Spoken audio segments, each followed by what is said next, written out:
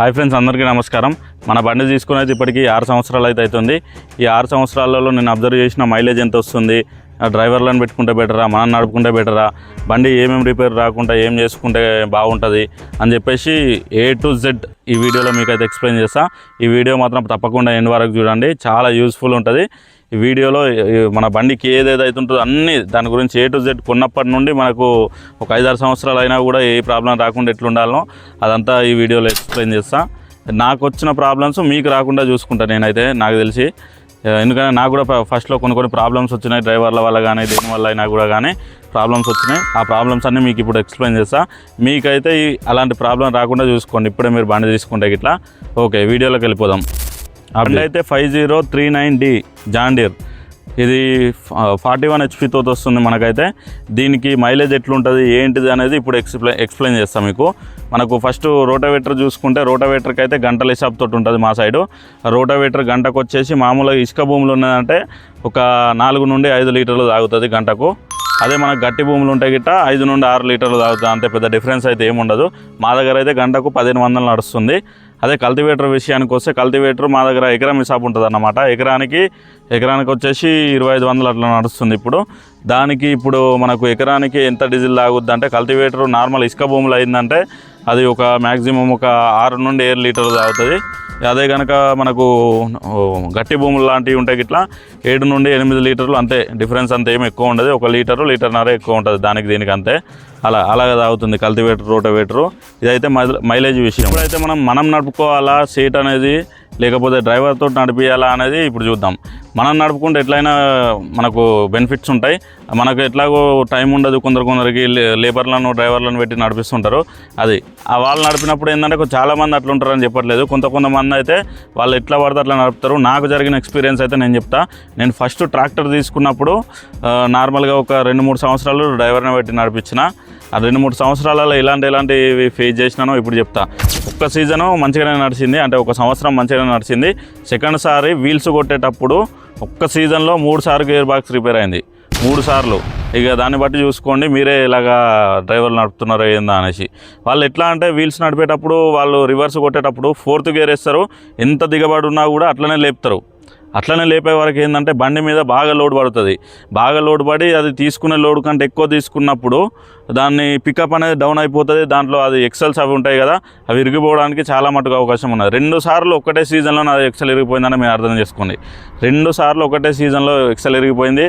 మొత్తం గేర్లు కూడా 2-3 గేర్లు పోయినాయి అట్లా. ఒకసారి ఒక ఎక్సెల్ ఇరిగిపోయింది, ఇంకోసారి ఇంకో ఎక్సెల్ ఇరిగిపోయింది. థర్డ్ సారి 3 గేర్లు పోయినాయి, ఒకటి రివర్స్ గేరు, 2 ఫ్రంట్ గేర్లు. ఇట్లా ఈ రకంగా అయిందన్నమాట ఒక సంవత్సరం అయితే. దాని తర్వాత మామూలుగా డ్రైవర్ని అయితే చేంజ్ చేసిన. ఇంకో సీజన్లో ఇంకో డ్రైవర్ వచ్చేసి బాగానే నడిపిండు పాపం. ఆ డ్రైవర్ తోటి అయితే నాకు ఎలాంటి సమస్య రాలేదు. ఆ డ్రైవర్ కూడా కొన్ని కారణాల వల్ల వచ్చేసి ఒక సంవత్సరం నడిపి ఆయన కూడా వెళ్ళిపోయిండు. దాని తర్వాత ఇంకో థర్డ్ డ్రైవర్ని పెట్టినాం 3వ సంవత్సరము. మూడో సంవత్సరం పెట్టినప్పుడు అప్పుడేమైందంటే, ఆయనను కల్టివేటర్ ఒక 2 ఎకరాలు ఉండే, అది కొట్టు అని చెప్పేసి పంపించినప్పుడు ఆయన ఏం చేసిండు, 2 ఎకరాలు దబా కొట్టేసిండు ఎట్లనో ఒక తీరు. తర్వాత దాని పక్కన ఇంకో ల్యాండ్ ఉండే, ఆ ఇంకో ల్యాండ్కి ఏం చేసిండు, ఆ ల్యాండ్ నాకు చెప్పలేదు, ఎకరంన్నర ల్యాండ్, ఇంకో ల్యాండ్. ఆ ల్యాండ్ నాకు చెప్పకుండా ఆయనే కొట్టుకొని ఆయనే డబ్బులు వసూలు చేసుకుంటా అని ఆయన ఆ కస్టమర్ ఎవరైతే ఉన్నారో భూమతను ఆయనతో మాట్లాడుకొని నార్మల్గా ఇట్లా ఇంత నాకు కొంచెం తక్కువ ఇయ్యి, ఇప్పుడు 2500 ఉన్నదంటే నాకు ఒక 1800 ఇట్లా ఇయ్యి, సేటుకి చెప్పకు అది అని చెప్పేసి ఇట్లా మాట్లాడుకొని వాళ్ళు డీలింగ్ చేసుకున్నారన్నమాట. అయితే అది నాకెట్లా తెలిసిందంటే ఆ మ్యాటరు, డీజిల్ చూసిన, డీజిల్ యావరేజ్ కూడా చాలా ఘోరంగా ఉండే. ఆయన ఏం చెప్పిందంటే, డీజిల్ బాగా తాగిందన్న, ఇట్లా భూమి అనేది గట్టిగా ఉండే, అసలు రాలేదు, బండి పికప్ పట్టలేదు, అట్లా డీజిల్ తాగిందని చెప్పిండు. దాని తర్వాత భూమి అతను ఎవరైతే ఉన్నారో ఆ భూమి అతను ఏం చేసిండు, నా దగ్గరికి వచ్చిండు. ఆయన కొంచెం డ్రింక్ చేసి ఉండే, నిజంగా చెప్పాలంటే ఆయన డ్రింక్ చేసి ఉండి, ఇట్లా అయింది సాయి, నీ బండి ఎందుకు ఇట్లా పంపిస్తే ఇట్లా దున్ని పంపించినావు అది ఇది అని చెప్పేసి నాతో అంటాను. అన్న, నేను నీకు అసలు బండే పంపించలేదు కదా, నీ భూమే తినలేదు, నా బండిని అంటున్నావు ఏంది, మరి ఏ బండి అయినా వేరే బండి అని నచ్చిందేమో అది తెలుసుకో అని నేను ఆయనకు చెప్పినప్పుడు ఆయన ఏమంటాడు, లేదు నీ బండే, ఫలానా మనిషి, ఆ మనిషి పేరు ఇదే కదా, నీ బండే వచ్చింది, ఆయనే నడుపుతారు కదా నీ బండి అన్నప్పుడు నాకు అర్థమైంది. అరే ఫలానా నాకు తెలియదు అన్న, మరి నాకు చెప్పలేదు, మరి ఆ డ్రైవర్కి ఫోన్ చేద్దాము అని చెప్పేసి ఆ డ్రైవర్కి ఫోన్ చేసిన. అన్న మరి ఇలా మన బండే కొట్టిందట ఇల్లది అది దాన్ని అడిగితే లేదు నేను పోలే, నాకు తెలియదు, అది వేరేటోళ్ళ బండి ఏదో బండి అది అది అని చెప్పేసి అన్నాడు ఆయన.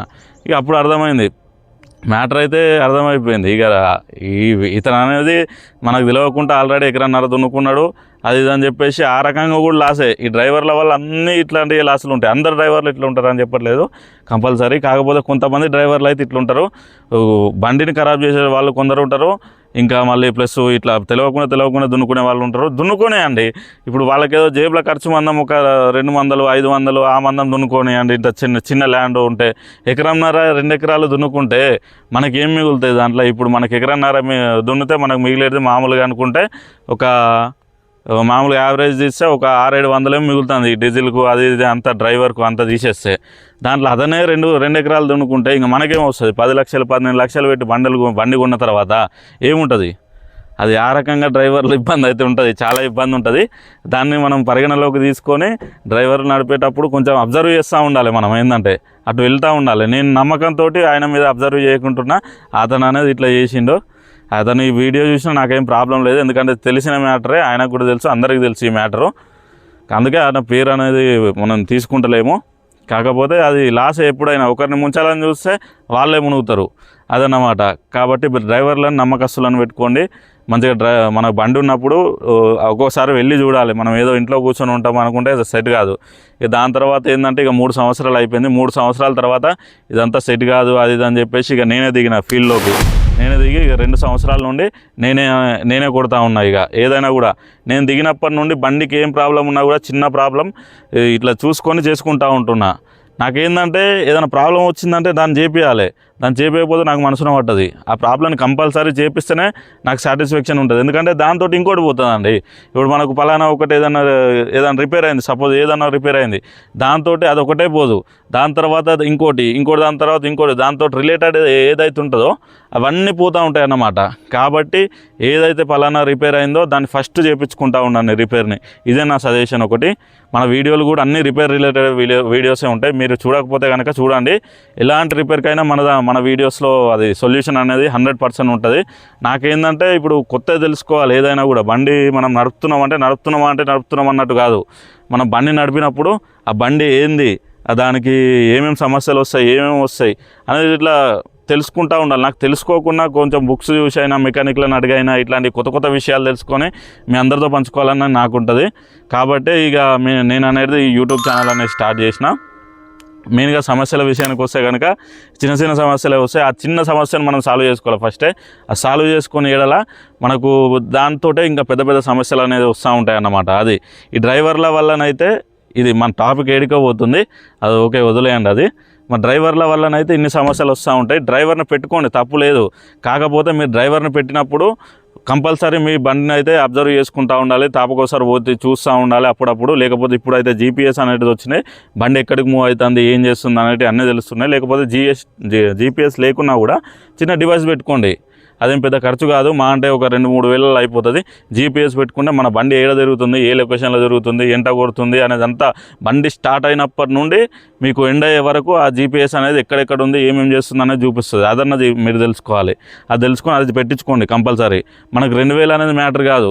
ఈ 2000 ఏముంది, మనకు ఒక ఎకరం కొట్టలేదు అనుకుంటే మనకు అయిపోద్ది.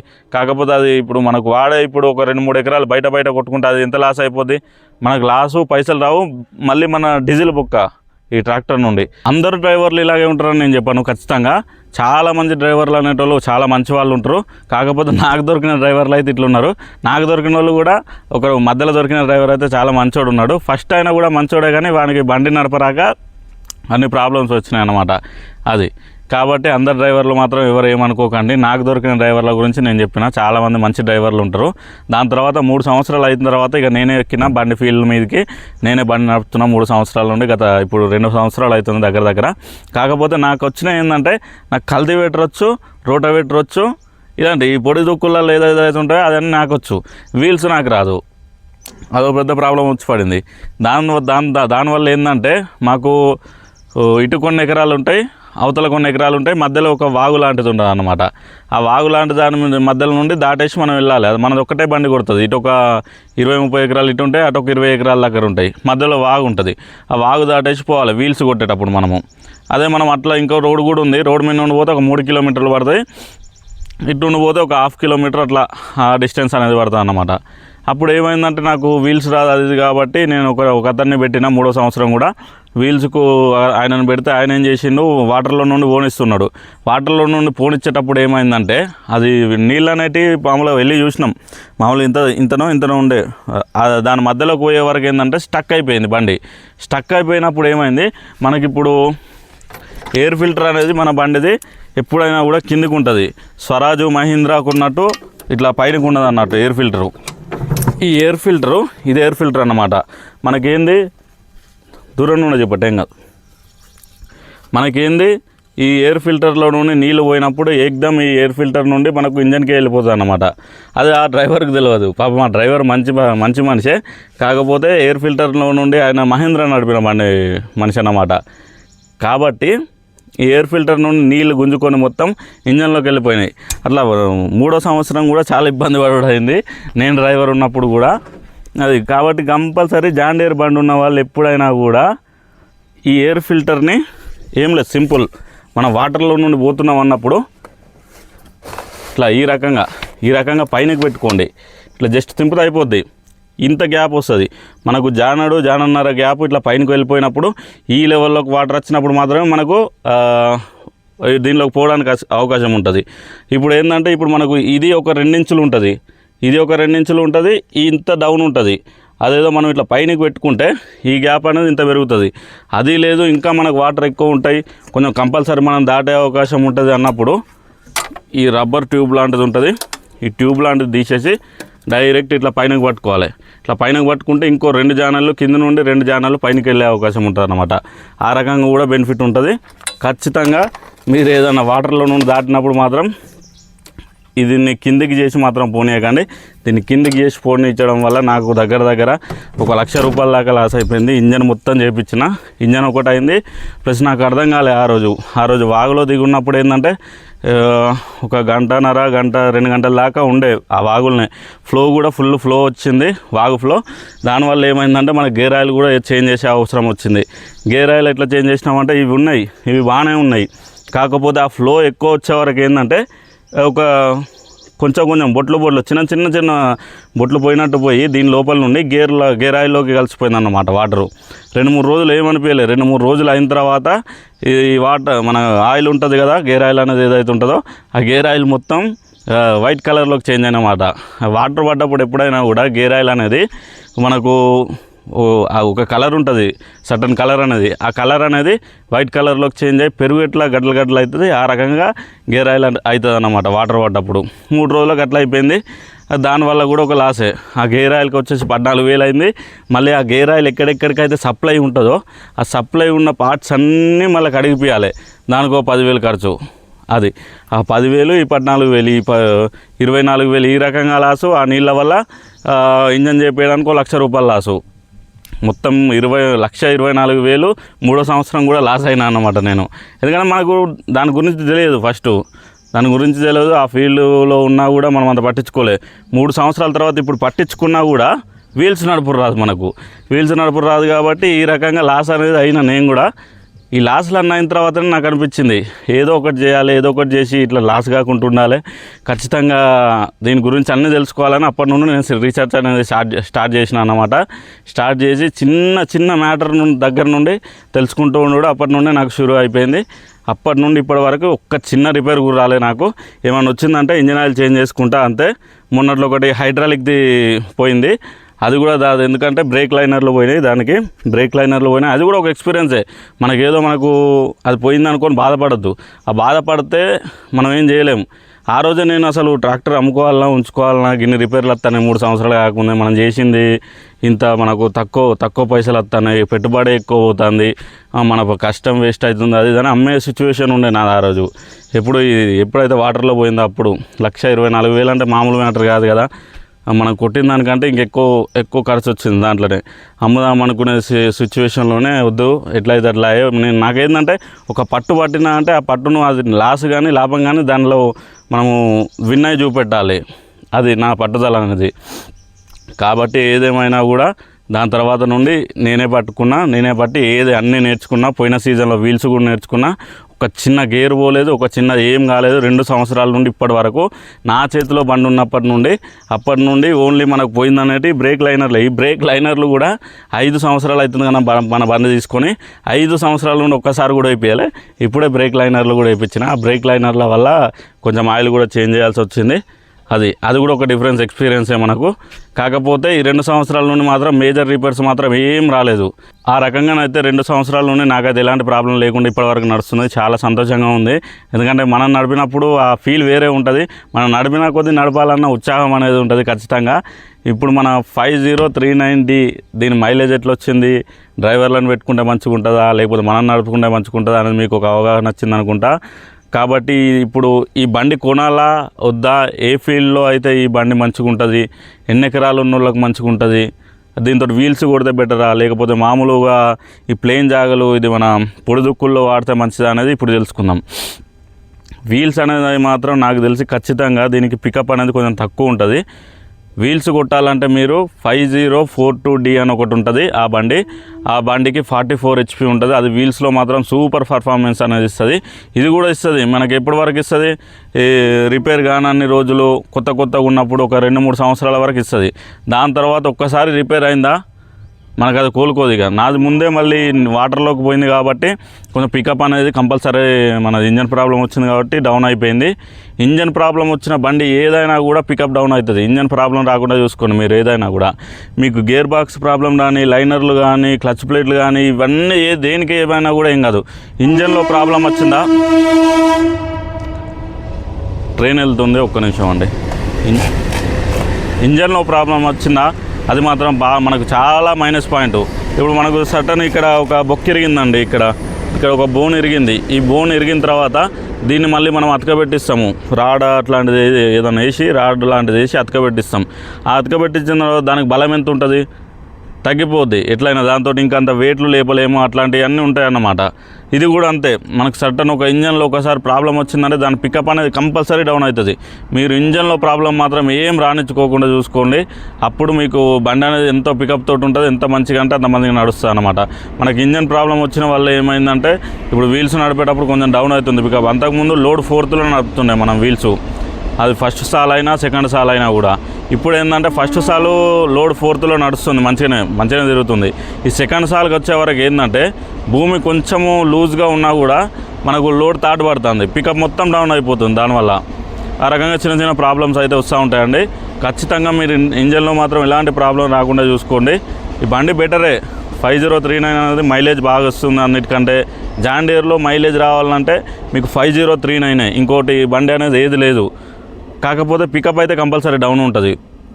నన్ను అడిగితే మాత్రం మీరు వీల్స్ కొడతా అనుకుంటే 5039 కంటే 5042D తీసుకోండి. వీల్స్కు మీకు పర్ఫెక్ట్గా ఉంటుంది. లేదంటే 5045D కొనండి. అది 4 వీల్ డ్రైవ్ కాదు, నార్మల్ డ్రైవ్ ఉంటాయి కదా, ట్రూ వీల్ డ్రైవ్. అది తీసుకోండి. అది కూడా ఖచ్చితంగా మంచిగా ఉంటుంది. కాకపోతే నాకు తెలిసి అంత అవసరం లేదు. మనకు 5042D మంచిగానే ఇస్తుంది.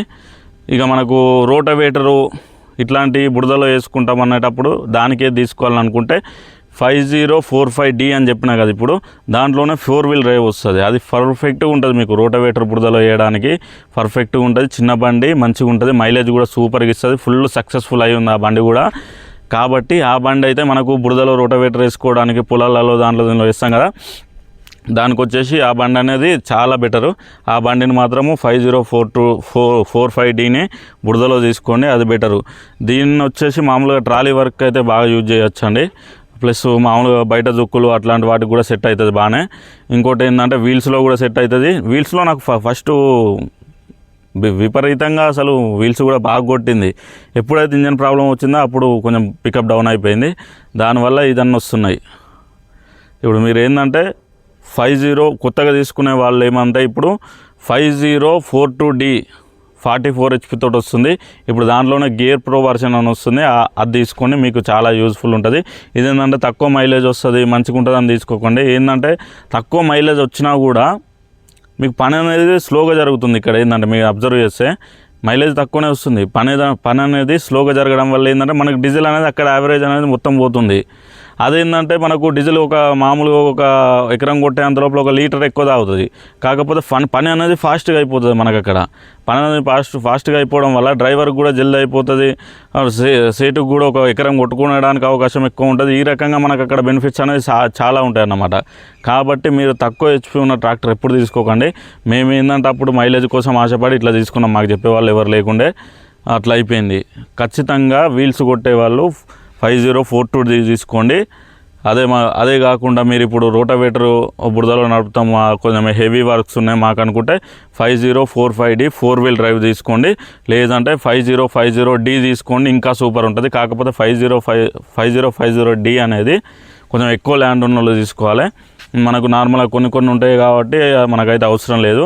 5045D తీసుకుంటే 4-wheel డ్రైవ్ సూపర్ ఉంటుంది, దానికే ఫిక్స్ అయిపోండి. అండి నేనైతే ఒక 5 సంవత్సరాల నుండి ఎదుర్కొన్న ఆటుపోట్లు కానీ ఏదైనా కానీ నాకు వచ్చిన మైలేజ్ కానీ ఇదంతా మీకు ఈ వీడియోలో చెప్పినా మీకు అది అర్థమైందని అనుకుంటున్నా.